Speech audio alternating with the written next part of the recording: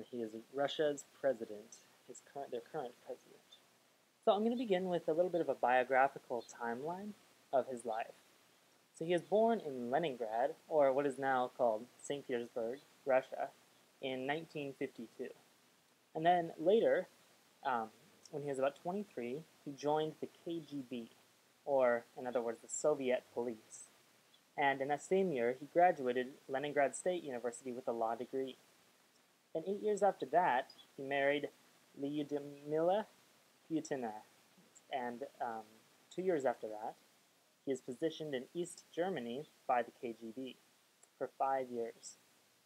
1 year following, he resigned from the KGB, and then he served as the chairman for foreign relations in the Leningrad or the St. Petersburg city government for 3 years. After that, he was re-elected to that position and served for another term of 3 years in that position. Later on, in 1999, 3 years following, he was appointed the Prime Minister of Russia. And in that same year, only a few months after his appointment as Prime Minister, President Yeltsin, the previous Russian president, resigned. And so he was then placed in position to act as president until the next election. And at that election, a couple months later, in 2000, he was elected by the majority of the people, I believe it was about 53%, to be the president of Russia. So let's talk a little bit about his leadership.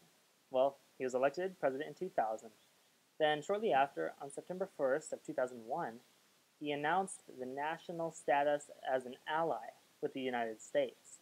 This is a pretty big step because it was breaking the tension and the disputation that had been occurring from the Cold War prior to this. And soon after that, though, he denounced support for the war on terror, which again established, not quite to the same extent but as the Cold War, but established some distance between the two nations. But he gained very much popular acceptance during that term and was re-elected to presidency in 2005.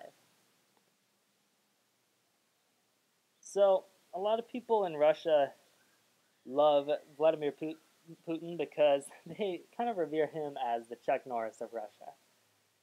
Some of the interesting things he's done are one time there was a fire reported, an enormous fire that was spreading extremely quickly, and instead of getting on the news, he hopped in his helicopter. He hardly even knew how to fly it, but he jumps up and goes off to the fire and begins dumping water on it, trying to put it out.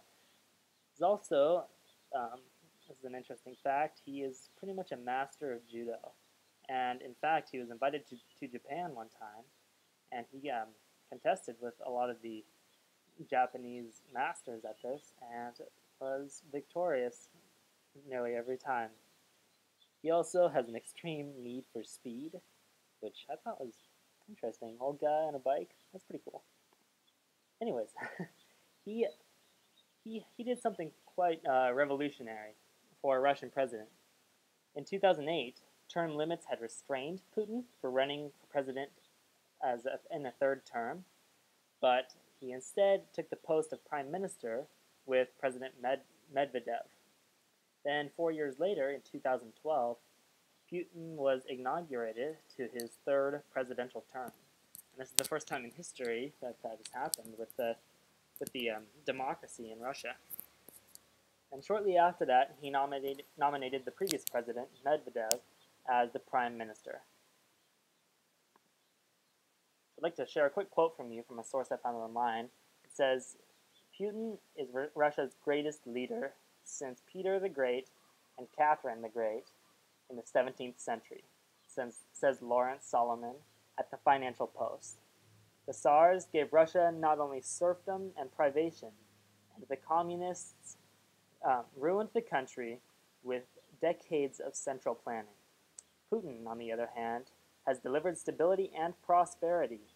Per capita GDP has climbed six-fold on his watch. Plus, he restored the Russian pride after the debacle of the 1990s, when Russia was a demoralized nation that the West could push around at will." So as we read here, and this reflects the views of many Russians, that Putin is one of the greatest leaders they've ever had. He's brought pride back to their nation, and he's also been able to get a grasp on their economy and bring it back into a position where it's flourishing. So I'd like to show you a quick video, and we'll come back to the presentation. Unite control of the country and to establish a tightly run market economy. He also stripped some of the country's disliked and wealthy business magnates of their power by prosecuting a few and by shutting down select media organizations. After a slump in the 90s, the Russian economy also saw a boost during Putin's reign.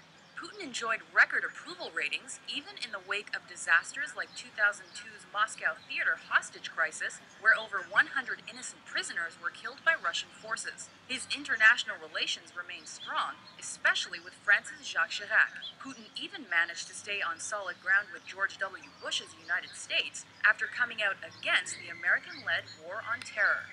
Because of his successes, Putin had no trouble winning a second term in 2004. Though he continued his development of Russian social and economic programs, in 2006 he was criticized by Western sources for allegedly attacking freedom of the press in his country after a journalist's death. Just the next year, Putin's United Russia earned a huge majority in parliament, though some questioned the legitimacy of this vote. Regardless, Time magazine named him Person of the Year for 2007. Alright, so everyone loved him. They thought he was amazing. But there was some disputation on whether that election was legitimate or not. But nonetheless, he's been one of the greatest leaders Russia's ever known. He's been able to bring pride to the Russian people, to inspire them to aspire towards a greater nation, and he has also been able to bring Russia out of a very rough state, rough political, economic, and societal state. So that is my presentation. Thank you all for watching, and here are my sources.